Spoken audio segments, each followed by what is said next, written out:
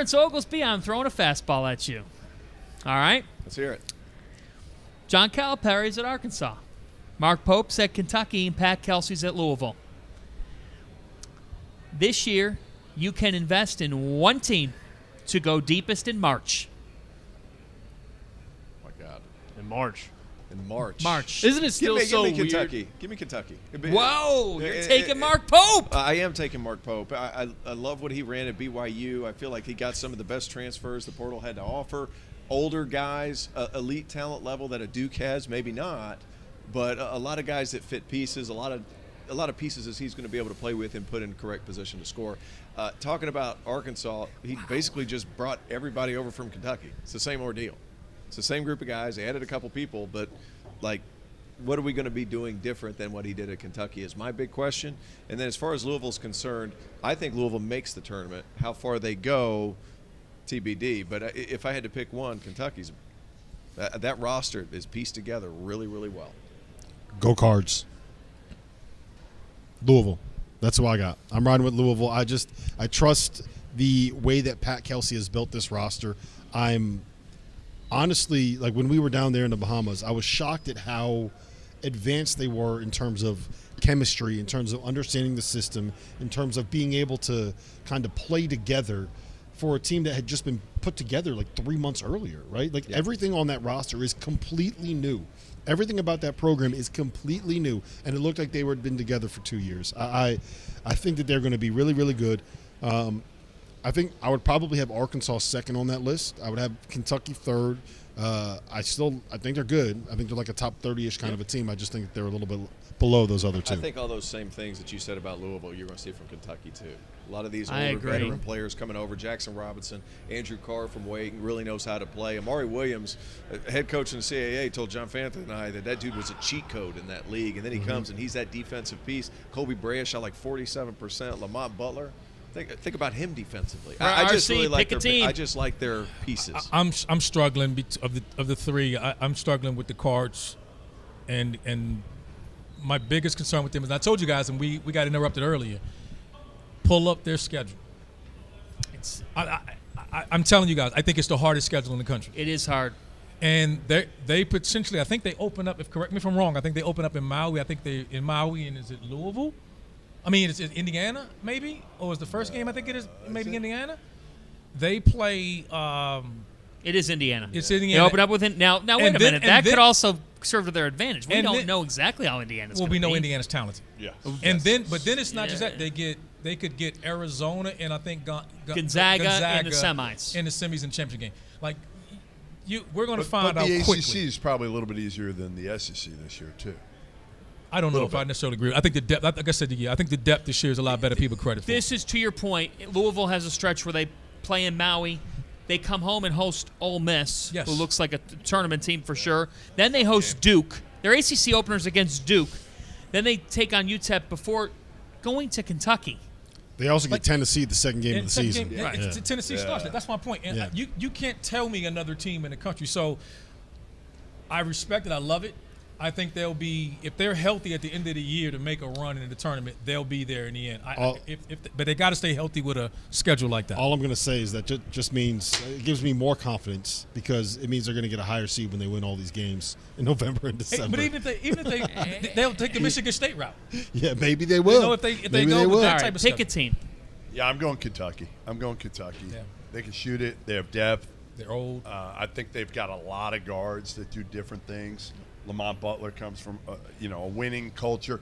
Arkansas just worries me. Point guard play, just don't know where it's going to come from.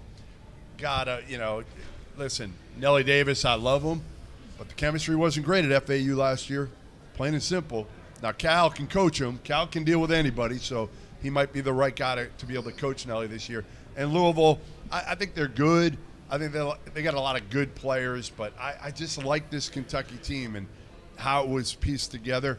The key for me is going to be defense with Kentucky. I've agreed with Goodman 2 out of 2. Should I be worried? Yes, very much so. For sure. McCall, this is what worries me about Kentucky. Do they have a guy? Like, do they have a star? Do they have a leader? Do they have someone that you can give the ball to at the end of a clock and just say, get us one, and trust they can get you one? I don't know if that's a big concern because of their style of play, because of the system that Mark Pope has and has in place. It's predicated on ball movement. It's predicated on player movement. It's predicated on shooting a ton of threes, and they addressed all that in the portal. My biggest concern is how is he and Coach Pope going to handle being at BBN? Because we all know, and he played there, and I think he embraces it too, but when it doesn't go well or there's some adversity I don't think he's going to have that problem this year. Or there's some noise. I don't either. Because I'm just saying, look, they love him right now. They love him right now. The honeymoon's They going to love be Cal, a while. too. But the honeymoon's But what going to happens last. when they lose to honeymoon is Louisville gonna at last, home? But I'm saying, and out of all three of those teams, first of all, it's so weird to see John Calipari in red. I mean, it's just very, very bizarre when you think of almost his entire career All outside three of of them. UMass. I mean, this he wore maroon. question that Fanta posed is amazing, because if you look at it, all of us, we could all have Different answers. Yeah, I mean, for the most part, Different answers. you throw it out there. But And I think the biggest thing with Arkansas is, like, look, brought a lot of guys with them, some pieces from Kentucky. You look at last year's team, where's that chemistry? Adding Nelly Davis. Now, I look at FAU last year, and I thought he was the one guy that came back and played at the level that he played with the year before. He when did. you look at him. So They did. My thing is there enough basketballs to go around with that group?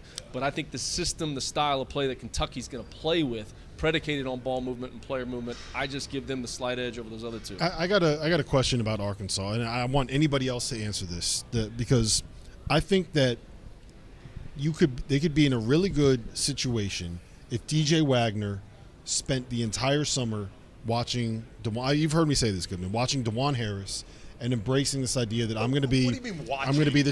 Listen, hold on, like listen. Saying, if T.O. Okay, hey, cut off his Leonard, mic. Hey, he could be a great defender. Goodman, hold on. No offense. Watch. Okay, Well, I'll take it. DJ I'll Wagner. take it. I feel like that one's built up. DJ Wagner was Kentucky's best on-ball defender last season. For a period of time, yes.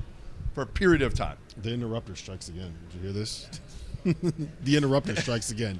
No, but what I'm saying is, if he embraces this idea that you can be the point of the head of the snake defensively, that you can set all these other guys up, that you can be this winner, that you can play that style, then I think that he's going to be a really, really effective piece for Arkansas, and that's the best way for him to move his career forward. I don't think that being a guy that needs 20 shots a game, can he? Basically, my question is, can the Tiger change his stripes? Can he be a different player than he's been? Well, he was that player at some points in Kentucky you're talking about, in a sense. Did he sustain it? No, but he could be that. This team probably needs him to do that because they got dudes. Mm-hmm. And they need somebody like that. Like, who sacrifices when you got dudes? Who comes together and buy in? And this team has talent. You can never count out a team that has this much talent. You just can't. I just don't know how you can say that DJ Wagner all of a sudden is going to make people better when he's never really done that in his career and become a point guard.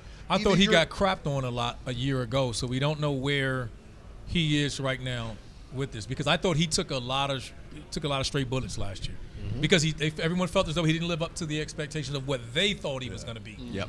And I think that was the problem I thought with him. Now, how does he respond to that? Does he acknowledge that, hey, this is my path, this is how I want to be? So there's a step that he'll take.